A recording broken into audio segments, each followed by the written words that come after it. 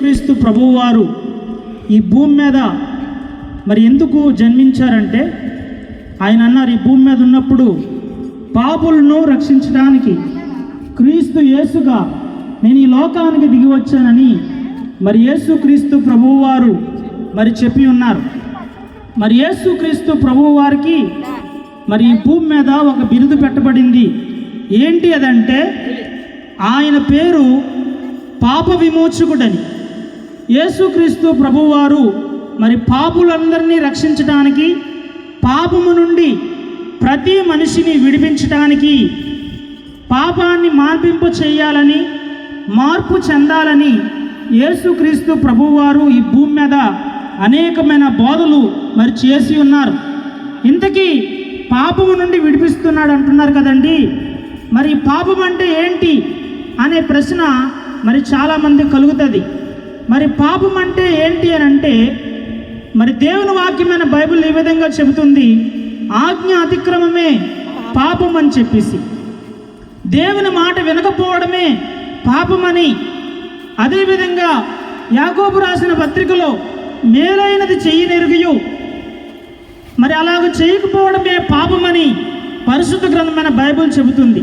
అనగా మంచి అని తెలిసినా కూడా మంచి చేయకుండా చెడు చేయటమే పాపమని పరిశుద్ధ గ్రంథమైన బైబిల్ చెబుతూ ఉంది. ఇంతకీ పాపము మరి ఎక్కడ పుడుతుంది మనం అడగొచ్చు. అయ్యా నువ్వు ఎక్కడ పుట్టావంటే నేను పలానా గ్రామంలో పుట్టాను. ఇంకో వ్యక్తిని అడిగితే ఆ వ్యక్తి చెప్తాడు నేను బోయపాలెం గ్రామంలో పుట్టాను. మరి పాపం యొక్క జన్మస్థానం ఎక్కడ? పాపం యొక్క జన్మస్థానం ఎక్కడ అని అన్నట్లయితే, పాపము మానవుని యొక్క హృదయంలో పుడుతుంది. మానవుని యొక్క హృదయంలో చెడు ఆలోచనలు, చెడు తలంపులు, చెడు ఆలోచనలు, చెడు కోరికలు పుట్టి మనిషిని పాపానికి దారితీస్తూ ఉన్నాయి. అందుకే దేవుడు అంటున్నాడు, దురాశ గర్భము ధరించి పాపమును కనగా పాపం పరిపక్వమై మరణాన్ని కంటుంది అని. కాబట్టి మానవుని యొక్క హృదయమే దేవుడికి కావాలి. అందుకే సామెతల గ్రంథములో మరి దేవుడు ఈ విధంగా అంటూ ఉన్నాడు, నా కుమారుడా నీ హృదయమును నాకు ఇవ్వు అని చెప్పేసి. ఎందుకు దేవుడు హృదయాన్ని అడుగుతున్నాడంటే, మానవుని యొక్క హృదయము బాల్యం నుండి చెడ్డది. ఈ హృదయము మరి ఎన్నో చెడ్డ ఆలోచనలు, చెడు తలంపులు, దురాశలు, ధనాశలు, కామాశలు, శరీరాశలు, నేత్రాశలు మానవుని యొక్క హృదయంలో పుట్టి మానవుని యొక్క జీవితాన్ని పాడు చేస్తూ మానవుని యొక్క జీవితాన్ని చెరిపివేస్తుంది. అందుకే దేవుడు అంటున్నాడు, మరి పాపాన్ని విడిచిపెట్టి నా యొద్దకు రండి అని దేవుడు ప్రతి ఒక్క మానవుడిని పిలుస్తూ ఉన్నాడు. అదేవిధంగా మరి పాపం చేయడం ద్వారా మనిషికి కలిగే నష్టాలు ఏంటి అంటే, పాపం చేయడం ద్వారా మనిషి దేవునికి దూరం అయిపోయాడు. ఎంత దూరం అయిపోయాడంటే, దేవుడు పరలోకంలో ఉన్నాడు, మనిషి చేసిన పాపాన్ని బట్టి ఆ వ్యక్తి మరి దేవుడికి చాలా దూరం అయ్యాడు. ఎందుకనంటే దేవుడు పరిశుద్ధుడు కనుక. ఈ దినాన్న ఈ మాటలు వింటున్న నీవు మరి పాపం వల్ల నీవు దరిద్రత అనుభవిస్తూ ఉండవచ్చు. పాపం వల్ల మరి రోగాలు నీ చెంత ఉండొచ్చు. పాపం వల్ల నీకు సమాధానం, మనశ్శాంతి, నెమ్మది లేకపోవచ్చు. అయితే దేవుడు అంటూ ఉన్నాడు, ప్రయాసపడి పాపభారం మోయిచున్న సమస్త జనులారా నా యొద్దకు రండి, నేను మీకు విశ్రాంతిని కలుగు చేతునని యేసు ప్రభువు వారు మరి పిలుస్తూ ఉన్నారు. పాపము ప్రజలకు అవమానం తెస్తుంది. పాపము మనిషిని నిందిస్తుంది. పాపము మరి దోషారోపణ చేస్తుంది. పాపము మనిషి యొక్క ఆత్మను మరి నరకానికి తీసుకువెళ్ళిపోతుంది. అయ్యా మరి ఇన్ని నష్టాలు అంటున్నావు, పాపం వల్ల మరి రోగాలు వస్తున్నాయి అంటున్నావు, పాపం వల్ల మేము నరకానికి వెళ్ళిపోతున్నావు అని అంటున్నావు. మరి ఈ పాపం వల్ల వచ్చే నష్టాన్ని ఎవరైనా భర్తీ చేయగలరా?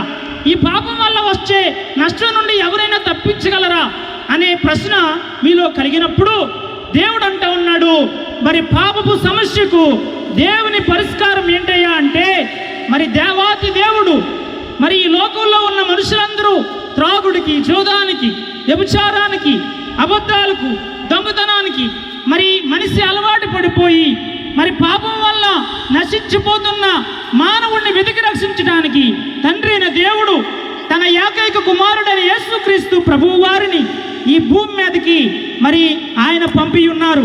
కాబట్టి మాటలు వింటున్న మీరు మరి పాపం ఎలా పోతుందయ్యా అనొచ్చు, మరి పాపం పోవటానికి ఈ భూమి మీద మనం ఎన్నో ప్రయత్నాలు చేస్తూ ఉన్నాం, దాన ధర్మాలు చేస్తూ ఉన్నాం, మరి పుణ్యకార్యాలు చేస్తూ ఉన్నాం, ఎంతో మంచి మనం తలపడుతూ ఉన్నాం. అయితే మనం చేసే మంచి పనుల ద్వారా, మనం చేసే మంచి కార్యాల ద్వారా మరి పాపం అనేది పోదు. కానీ మరి పాపం పోవాలి అంటే అయ్యా మరి రక్తము చిందింపబడాలి. అందుకే మన పూర్వీకులు, మన తాత ముత్తాతలు అనేబడిన వారు మరి అప్పటి నుండి ఇప్పటి వరకు గొర్రెలను, మేకలను, ఎడ్లను బలిస్తూ ఉన్నారు. ఎందుకు బలిస్తున్నారయ్యా అంటే పాపం పోవాలి అంటే రక్తము చిందింపబడాలి. అందుకే రక్తము చిందింపబడకుండా మానవునికి పాప క్షమాపణ కలగదు. అందుకే ఎడ్ల యొక్క రక్తం ద్వారా, మేకల యొక్క రక్తం ద్వారా మరి పాపములను తీసివేయట అసాధ్యమని మరి పరిశుద్ధ గ్రంథమైన బైబిల్ చెబుతా ఉంది. అయితే ఒక గొప్ప ప్రవక్త ఈ విధంగా చెబుతా ఉన్నాడు. బాప్తిస్మిచ్చి యోహాన్ అనే ఒక ప్రవక్త, ఇదిగో లోక పాపమును మోసుకున్న దేవుని గొర్రెపిల్ల అని యేసు ప్రభు గురించి మరి సాక్ష్యం ఇచ్చారు. చాలా మంది అనుకుంటారు యేసు ప్రభు వారు ఒక అడ్డ కర్ర మీద, ఒక నిలువు కర్ర మీద ఆయన మరి కుక్క చావు చనిపోయాడు, తన్ను తాను రక్షించుకోలేనివాడు ఏ దేవుడు అనే ప్రశ్న చాలా మంది మరి వారి యొక్క మదిలో మెదులుస్తూ ఉంటుంది. అయితే ఈ యొక్క దీనిని బట్టి యేసు ప్రభువుని ఎంతో మంది ఎగతాళి చేసిన వారు ఉన్నారు, యేసు ప్రభువుని ఎంతో మంది అపహాస్యం చేస్తున్న వారు ఉన్నారు. అయితే నేనంటాను మరి మానవుని యొక్క పాపాలను తీసివేయడానికి యేసు ప్రభు వారు ఈ లోకానికి వచ్చి మరి రక్తాన్ని చిందించారు. మానవుడితో చేతులతో చేసిన పాపాల కొరకు ఆయన మరి చేతులకు మేకలు కొట్టబడ్డాయి. మనం కాళ్ళతో ఎక్కడికెక్కడికో పరిగెడుతూ ఉంటాం పాపం చేయడానికి. ఆ కాళ్ళతో చేసిన పాపముల కొరకు ఆయన కాళ్ళకు మేకలు కొట్టబడ్డాయి. మనం దేహమంతటితో చేసిన పాపాల కొరకు ఆయన మరి 39 కొరడా దెబ్బలు కొట్టించుకున్నారు. మన చెడు తలంపులు, చెడు ఆలోచనల కొరకు మరి ముళ్ళ కిరీటం పెట్టుకున్నారు. అందుకే మరి వేదాల్లో ఒక మాట ఉంది, ఓం శ్రీ పంచగాయాయ నమః అని. అంటే అర్థం ఏంటంటే ఏ దేవుడైతే పంచగాయాలు పొందుతాడో ఆ పంచగాయాల ద్వారా మానవునికి రక్షణ, మానవునికి విడుదల, పాపము నుండి, శాపము నుండి మరి ఆ యొక్క గాయాల ద్వారా విడుదల కలుగుతుందని మరి వేదాలు కూడా చెబుతూ ఉన్నాయి. కాబట్టి యేసు ప్రభువు వారు నీ పాపాన్ని తీసివేయడానికి ఆయన చనిపోయాడు. నీ పాపము మరి కడుక్కోవడానికి ఆయన రక్తాన్ని చిందించారు. మరి ఈ మాటలు మీరు నమ్మినట్లయితే పాపం నుండి, శాపం నుండి విడిపించే మరి సమర్థుడు మేము ప్రకటిస్తున్న ఏకైక రక్షకుడు యేసుక్రీస్తు ప్రభువు వారు. అయితే మీరు అనొచ్చు, అయ్యా మరి పాపం పోవాలంటే మేమేమి చేయాలి అనే ప్రశ్న మరి మీరు కలగవచ్చు. అయితే పాపం పోవాలంటే మీరేమీ చేయాల్సిన అవసరం లేదు, డబ్బులు ఇవ్వాల్సిన అవసరం లేదు, ఆస్తులు ఇవ్వాల్సిన అవసరం లేదు. ఉన్న పాటనే దేవుని యొద్దకు వచ్చి, అయ్యా నేను పాపిని, నా పాపాన్ని నీ రక్తంతో కడుగు అని యేసు ప్రభువుని మీరు వేడినట్లయితే భూమి మీద పాపాలు క్షమించే అధికారము మనుష్య కుమారుడైన యేసుక్రీస్తు ప్రభువు వారికి ఇవ్వబడింది. కాబట్టి పాప క్షమాపణ యేసులో ఉంది, రక్షణ యేసులో ఉంది. నరకం నుండి తప్పించి మోక్షానికి వెళ్ళాలంటే యేసులోనే ఉంది. అందుకే దేవుడు అన్నాడు, నేనే మార్గమును, సత్యమును, జీవమును, నా ద్వారా తప్ప ఎవరూ కూడా తండ్రి వద్దకు అనగా పరలోక రాజ్యానికి చేరలేరని యేసు ప్రభువు వారు చెప్పి ఉన్నారు. ఈ కొద్ది మాటలు మన ఎన్నికల్లో దీవించి ఆశీర్వదింపబడునుగాక. ఆమేన్.